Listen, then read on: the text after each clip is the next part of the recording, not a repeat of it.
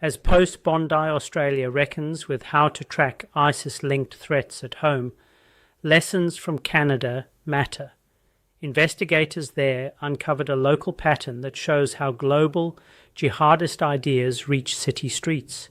When global jihadist messaging finds a foothold at home, the result can be small plots with outsized danger and a community left asking why. A routine policing operation in the Greater Toronto area led to parallel probes. Federal RCMP investigators say the Integrated National Security Enforcement Team arrested a man identified in public releases as Waleed Khan in late November, charging him with terrorism offences, including providing property and social media accounts, knowing they would benefit the Islamic State.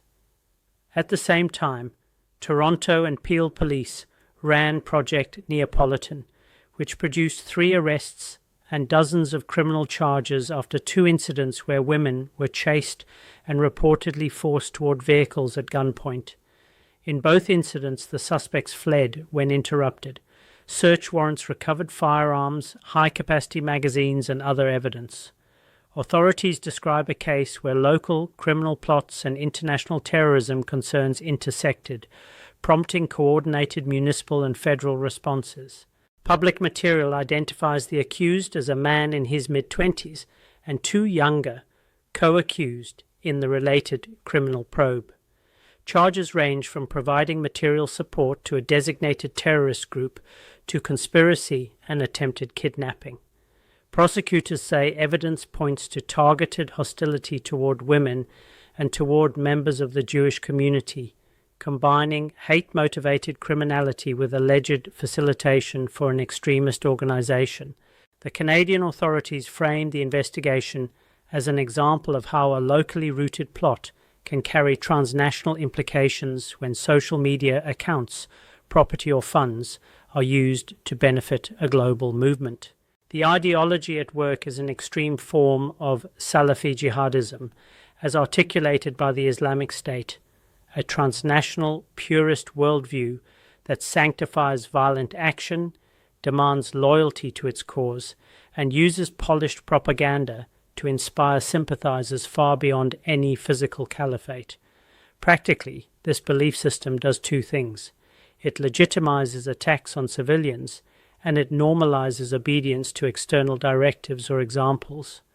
Online, that translates into content that glorifies past attacks, issues tactical guidance, and offers moral framing that reframes local grievances as part of a global struggle.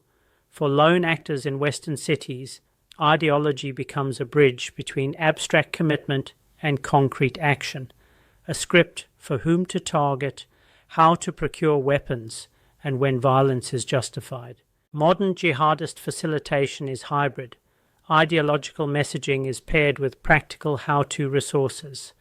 Some operatives receive direct instruction from overseas mentors or handlers. Others act after a progression of exposure, consuming propaganda, gaining online validation from peers, moving to small acts of facilitation such as transferring funds or controlling accounts, and then attempting operations. In this case, investigators allege that social media accounts and property were offered to benefit ISIS, and that operational steps included attempted kidnappings. The nexus of misogynistic hostility, anti-Semitic targeting, and Islamist extremist narratives shows how global ideologies adapt to local grievances and available targets.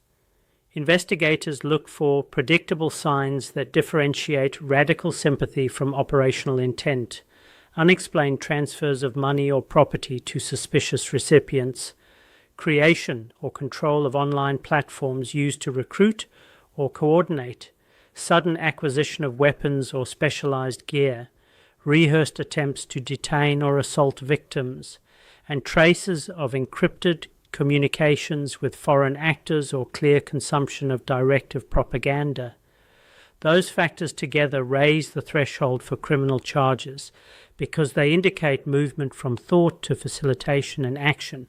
The supporting ecosystem is decentralized but durable, public propaganda channels, encrypted messaging groups, informal financial networks, sympathetic diasporas, and occasional foreign handlers who provide guidance or validation.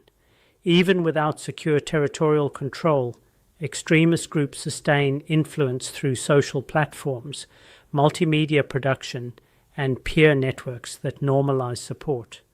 Law enforcement now balances detection and prevention, cross-agency evidence sharing, careful warrants for online facilitation, and community policing that encourages reporting while avoiding broad stigmatization. Local impact extends beyond arrests. Attempted kidnappings or weapons caches terrorize neighborhoods, strain relations between communities and police, and force schools and places of worship to reassess safety. Effective responses combine prosecution with prevention, targeted disruption of networks, outreach to at-risk individuals, counter-messaging that undermines extremist narratives, and clear reporting channels for concerning behavior. Thanks for watching. Subscribe to the channel and hit the bell to hear of new content. We'd love to hear your comments.